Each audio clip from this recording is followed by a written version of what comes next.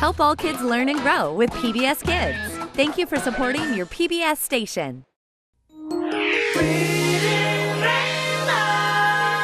Butterfly in the sky, I can go twice as high.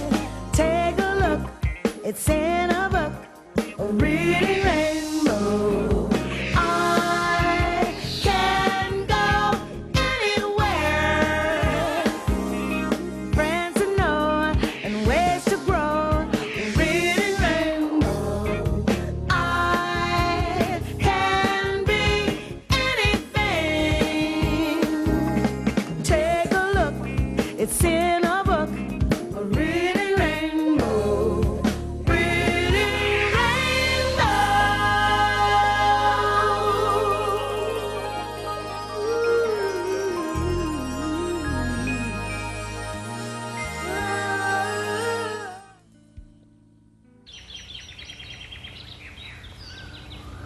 Hi.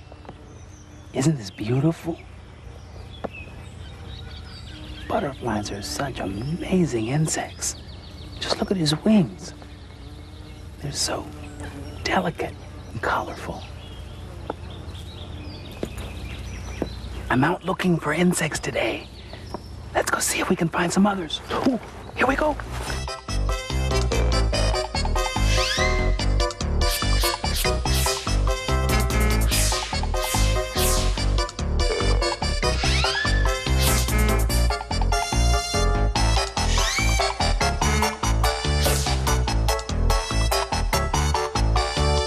Wow, that butterfly sure was fast. I really just wanted to get a closer look at him because insects are so different from you and me. And they live almost everywhere on Earth, so it's a good idea. It's a good idea to get to know them. You know, insects are really annoying when they bite or sting, but most of the time they're harmless. We've nicknamed insects bugs, even though bugs are only one kind of insect.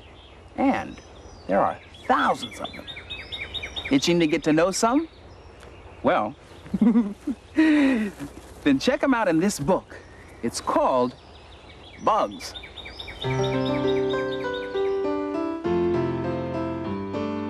Bugs by Nancy Winslow Parker and Joan Richards Wright. Illustrations by Nancy Winslow Parker. Read by Lori Delgado and Edwin Maldonado Jr.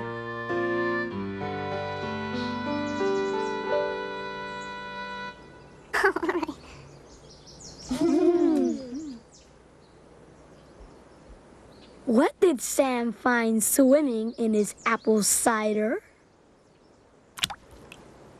A spider. You can find spiders in lots of places besides cider. This orb-weaving spider lives in the woods. Orb weavers spin webs that are round. Then they wait for insects to fly into the web and get caught. That's how the spider gets its food. This is what the orb weaver looks like underneath. The color and markings help keep the spider camouflaged or hidden. Those little hands near its head are really mouth parts called pedipalps. The spider uses them to bring food to its mouth. This spider is licking his pedipalps. There are lots of spiders who don't spin webs. They catch food by grabbing it. This crab spider sat on a flower until a bee came by. Then it pounced.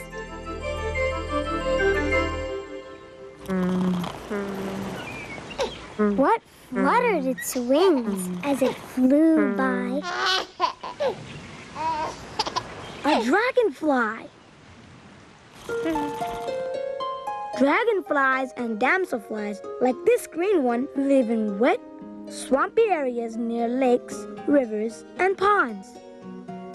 Dragonflies are long and thin and can fly very fast. They have 2 sets of wings, big eyes, and legs they use to cling to branches, catch mosquitoes, and clean themselves. That's what this pink dragonfly is doing right now.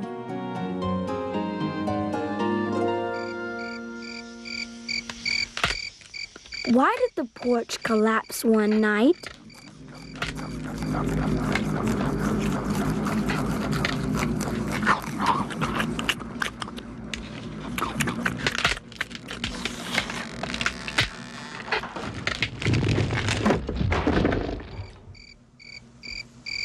Termites. The porch collapsed because termites had eaten the wood beams holding it up. Termites really like wood, so besides eating it, they live in it.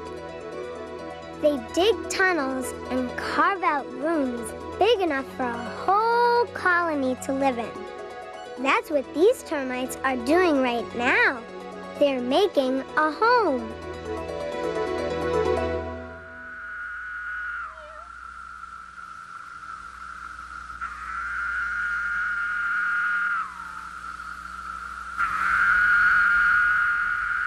Whose shrill sound woke Ada? A cicada! The loud buzzing Ada heard was a male cicada singing for a mate. He makes the sound by vibrating. And when a female cicada hears him, she wants to check him out. So they mate. Then the female lays eggs right into a tree. I really like insects. Me too.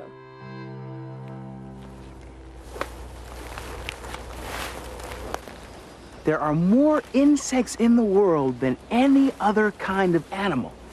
But because they're so little, you can walk right through their neighborhood and never even see them.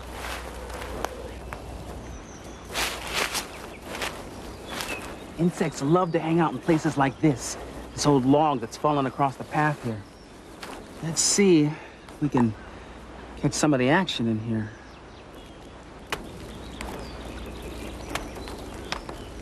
Whoa, look at this. You got some pill bugs here. They're the ones with the armor. These ones with the spots are lady beetles, you know, ladybugs. And what's this guy with all the legs? Well, let's see.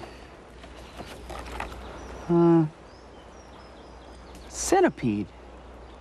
Yeah, that's what he is. It's a centipede. It says, centipedes like dark places and can be found under stones or houses or sometimes in houses. Most centipedes in North America are not dangerous. Well, that's good to know. Huh. You know, that's what I like about this book. It's a reference book, not a story, but a grab bag of information. So you just reach in whenever you want and pull out some new interesting fact. Let's see. Ants. Ants live in large groups called colonies. Most ants eat other insects. They live in deserts, houses, and gardens, under stones, decaying wood, in trees. Decaying wood. Yikes! Ants in my pants!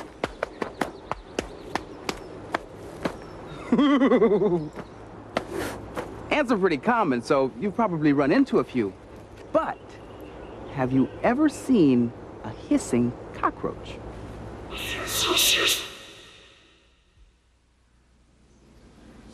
Hissing cockroaches?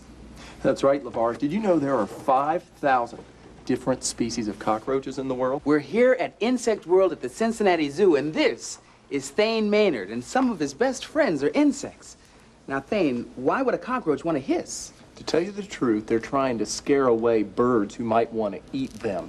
You know, insects don't breathe through their mouths. They breathe through their abdomens, and by forcing air out, going tss, it gives them a split-second chance. So it's a defense mechanism. Absolutely.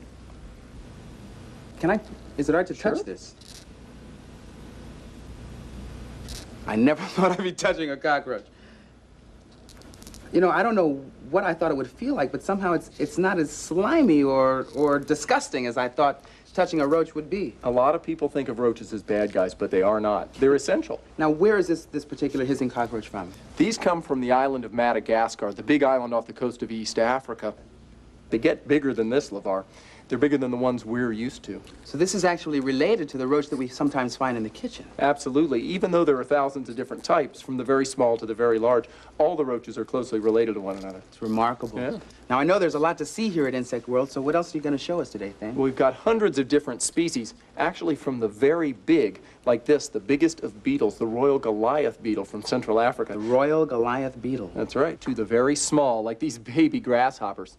These are American lubbers. Eventually, they'll be 3 or 4 inches long, but you can see they're fairly small now. Now, technically, Thane, are these bugs or insects? Well, these are both insects, and that's a confusing thing to many people, because all bugs are insects, but not all insects are bugs. Do you have an example of a true bug here? I sure do, and it's quite an example. This is the largest blood-sucking insect in the world. It's the cousin of our bedbug. You know the old saying, sleep tight, don't let the bedbugs bite. Right. Well, this one has a great big piercing snout, and it also drinks blood, but they get to be 3 inches long. So it's not a good idea for me to touch this one. That's right, LeVar. You know, with insects, it's a good rule of thumb that if you don't know what it is, you shouldn't pick it up. I'll go along with that rule any day. In fact, I think I'll just back up from this guy altogether. That's right. Well, but watch where Whoa. you're going. What do you mean? Well, you might not see them, but here at Insect World, they're everywhere. You mean there are insects in this bush? Right on here, but don't worry, even an entomologist couldn't spot these guys. An entomologist, that's a person who studies bugs, right? That's right, and they can't see these because of camouflage. Well, where are they? Well, here's one right here. It's called a walking leaf. How about that? Wow. So well camouflaged that when you just look, you can't even see it. Just like leaves, it's dark on one side and light on the other. They don't bite, they only bite leaves. This is the best camouflage job I've ever seen. That's a Javanese walking leaf. It is an insect, as you can see, because it's got 6 legs, an Right. antenna, and a pair of wings. But it looks and feels just like a leaf. It sure does, and it's a great way to keep birds away from trying to eat them since, well, we couldn't even see it when we were standing right next to it. That's really remarkable. Are there any other insects in this tree? There are. We ought to look for them. Let's see. Here's a walking stick. This is called a giant walking stick. Now, you might have seen some in your backyard, but these get to be 16 inches long. They come from tropical Malaysia. They live in the rainforest where it's green all year, so they are green as well. They're called a walking stick, but I think of them as a walking green bean. Aren't they amazing? Those long legs sometimes get to be 8 inches long. Now, Thane, what about this guy? Looks like he's doing everything he can to attract attention. Absolutely. You know, LeVar, this one doesn't really want to stay hidden. That brightly colored pattern on a scarab beetle, frankly, it's there because they can get away with it. They usually don't attract predators because they can outfly them in order to get loose. You know, Thane, of all the insects I've seen here today, this guy is my favorite. They're wonderful little insects. They really are.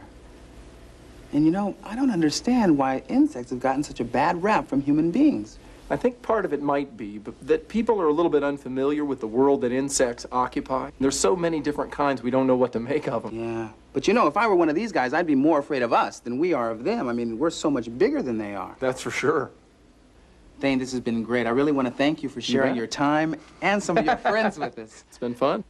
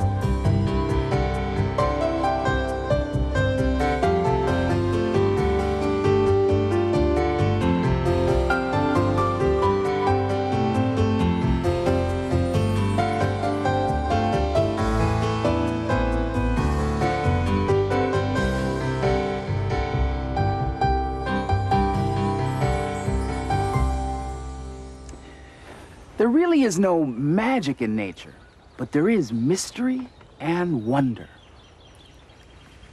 And this little guy's life is full of it. It starts out as a very hungry caterpillar. Then, it forms a chrysalis. And though you might think the caterpillar's in there napping, what it's really doing is changing into a butterfly. Now that's pretty spectacular, but it's only the beginning, because that butterfly is a monarch. And when winter comes, it'll do something no other insect does. It'll fly thousands of miles to its own corner of the world, up in the mountains in Mexico. There, it might chance to meet a scientist who loves butterflies, Dr. Lincoln Brower. Just as you're all getting ready to go back to school, the monarchs are starting their wonderful southward migration to a place they have never been to before, to these beautiful Sierra Campanario mountains. These are magical, mystical mountains that stick out of a volcanic plain, and the monarchs have probably been coming here for at least 1 million years and maybe more.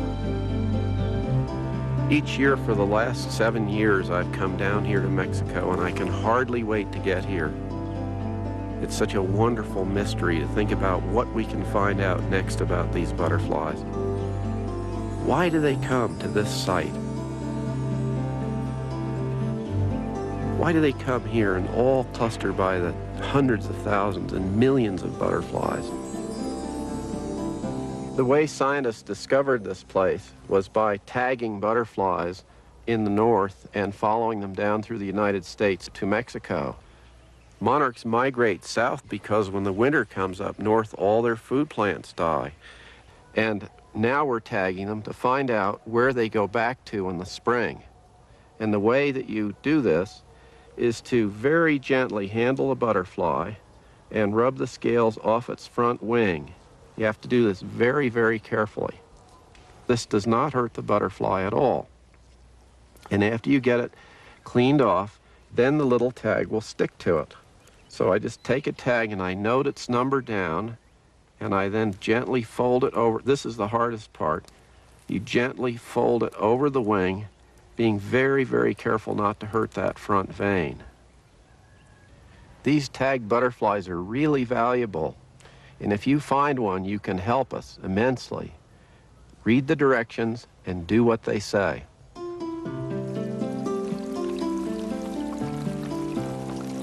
This butterfly arrived here in November, and during almost the entire winter, they don't eat a thing. All they can do is drink water, and so they have to sustain themselves on the fat reserves that are inside their fat little tummies that you can see here. Now look at this mouth. It's not like your mouth at all.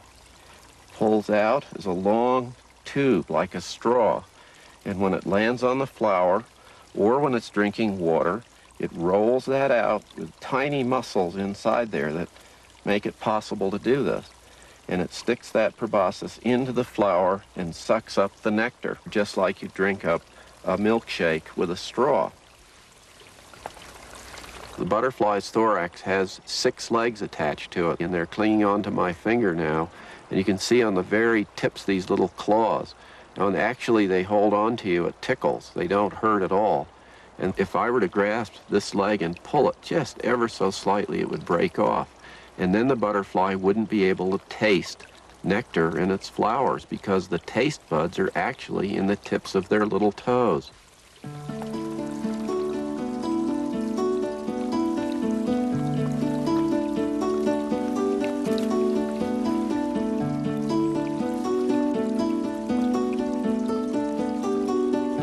Butterfly has 4 wings, 2 big front wings and 2 beautiful big hind wings.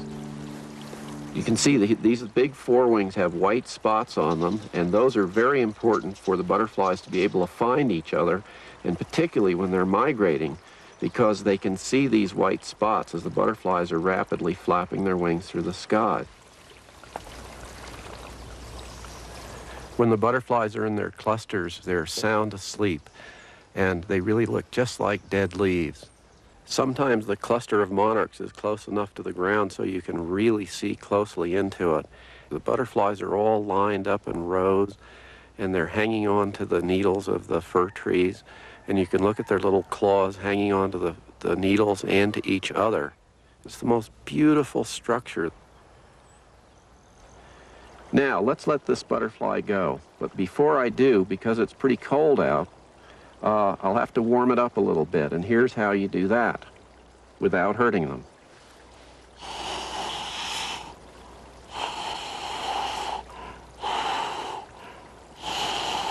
What this is doing is warming the muscles inside the thorax.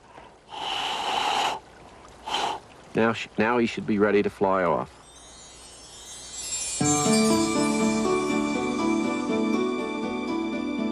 Sometimes when I walk through the forest, it's as if I'm in a symphony hall, but instead of hearing the music, I'm actually seeing it.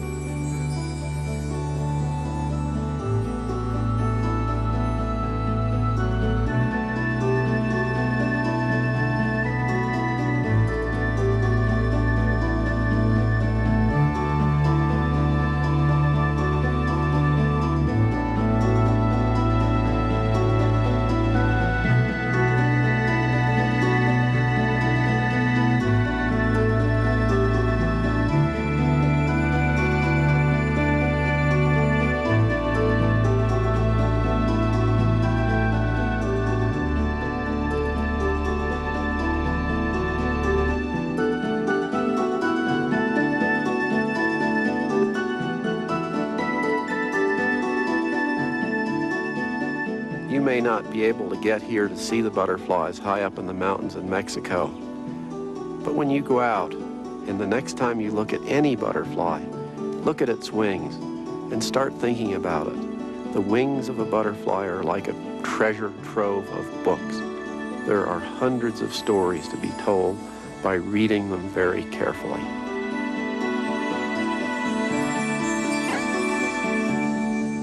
The monarch certainly has stories to tell, but then so do all the other insects in the world. So if you've gone buggy over insects, then here are some books that'll really raise your antennae. But you don't have to take my word for it. Hi, my name is Jenny Tarr. If you're interested in bugs like I am, I would read this book. It's called Backyard Insects. The best part of the book is a chapter on hidden insects. Some insects are camouflaged. That means they're hidden by their colors. You may think you're looking at a spike of grass, but it's really a hairy caterpillar. There's some unusual insects too, like the hickory horned devil and the spittlebug. The spittlebug looks like it's taking a bubble bath. I like caterpillars because they tickle my hand and they turn into beautiful butterflies. Find your favorite bug in this book, Backyard Insects. Have you ever seen a real live ladybug? There's lots of them in this book called Ladybug. I always thought ladybugs looked the same their whole lives, but I was wrong. This book tells the whole life story of a ladybug. First there's larva, then pupa, and finally a grown-up ladybug. There's a picture showing a ladybug eating an aphid. It's kind of gross. But everything in nature has to eat something. I'm Aiko Clark. I think you should look in any garden or park and try to find your own ladybug. Good luck. Hello, all you kids in the cities and towns of America. You don't know me, but I'm Brian Garner, and I just read this outrageous book called Ant Cities. You've got to get it. Ants are very fascinating creatures. We see them all the time, but we never know they're working so hard. There are many different kinds of ants, but the most interesting ant to me is the thief ant. One time I left my lunch on the ground, and a bunch of thief ants came and took it away. Ants can lift 50 times the amount of their weight. Can you imagine that kind of strength? I thought Ant Cities was a neat book. It made me want to try being an ant for a day. My advice to you, ant cities. Don't leave home without it. Here's another great book to take on an insect hunt. It's called The Bug Book, and it comes with its own bug bottle. Or you can make one yourself. Just be certain to punch some holes in the top so your guests will have plenty of air, and be sure to give them some food and water. Now, no matter where you live, your closest neighbors are probably insects. So go out and introduce yourself to some. You may not always find the butterfly of your dreams, but you'll surely not come home empty-handed. I'll see you next time.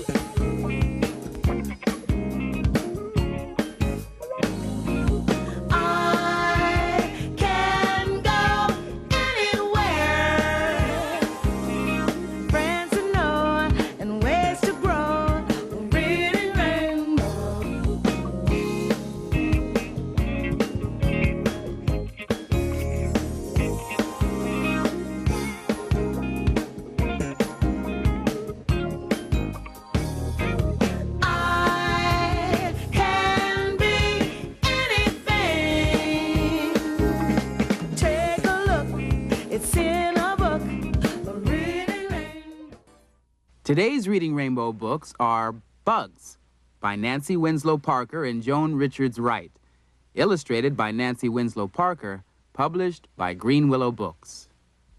Backyard Insects by Millicent E. Selsom and Ronald Gore, photos by Ronald Gore, published by Four Winds Press. Ladybug by Barry Watts, a stopwatch book published by Silver Burdette Press, a Simon & Schuster imprint. Ant Cities by Arthur Doros, published by Thomas Y. Crowell. The Bug Book and the Bug Bottle by Dr. Hugh Danks, illustrated by Joe Wiseman, a Somerville House book published by Workman Publishing.